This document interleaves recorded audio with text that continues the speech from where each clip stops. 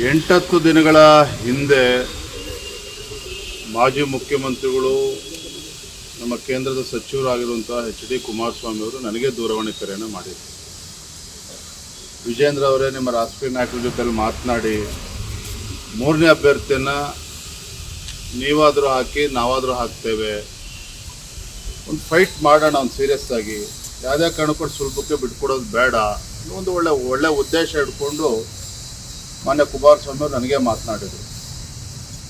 ನಾನು ಕೂಡ ಇಲ್ಲ, ತಾವೇ ಅಭ್ಯರ್ಥಿನ ಹಾಕಿ ನಾವು ಒಟ್ಟಾಗಿ ಸೆಣಸಾಟವನ್ನು ಮಾಡೋಣ ಅನ್ನೋ ಮಾತನ್ನು ಕೂಡ ನಮ್ಮ ರಾಷ್ಟ್ರೀಯ ನಾಯಕರ ಅಭಿಪ್ರಾಯದ ಮೇರೆಗೆ ನಾನು ಅವರಿಗೆ ತಿಳಿಸಿದ್ದೆ. BJP ಆಗಲಿ JDS ಆಗಲಿ ಇಬ್ಬರ ಉದ್ದೇಶ ಒಳ್ಳೆಯದೇ ಆಗಿತ್ತು.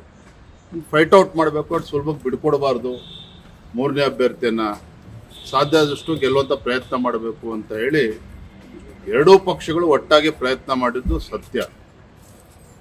ಆದರೆ ನಿನ್ನೆ ಮತದಾನ ಆದಂಥ ಸಂದರ್ಭದಲ್ಲಿ JDS ಪಕ್ಷದಿಂದನೂ ಕೂಡ 6-7 ಅಡ್ಡ ಮತದಾನಗಳಾಗಿದ್ದಾವೆ. BJP ಇಂದಲೂ ಕೂಡ 5ಕ್ಕೂ ಕನಿಷ್ಠ 4-5 ಅಡ್ಡ ಮತಗಳು ಆಗಿದ್ದಾವೆ ಅನ್ನುವ ಮಾಹಿತಿ ನಮಗೂ ಕೂಡ ಸಿಕ್ಕಿರುವಂಥದ್ದು.